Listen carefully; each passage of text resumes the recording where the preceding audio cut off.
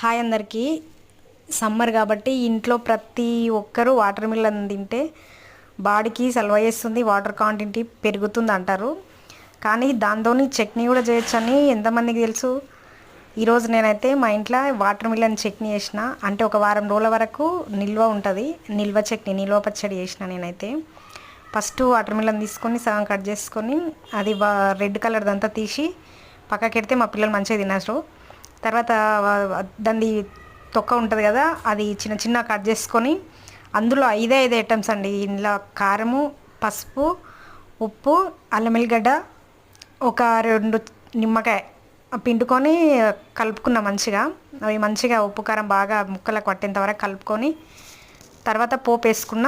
అదైతే మంచిగా పట్టింది. చాలా అంటే చాలా బాగా వచ్చింది. నేను ఓన్గా చేసిన.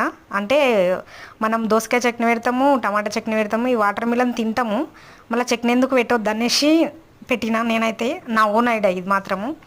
ఏదో చూసి చేసింది అయితే కాదు, నా ఓన్గా చేసిన. అంటే ఇట్లా నిల్వ పచ్చడి పెట్టలేరు నేను ఇంతవరకు చూడలేను. వీడియోస్లలో కూడా చూడలేను నేను ఇంతవరకు అయితే.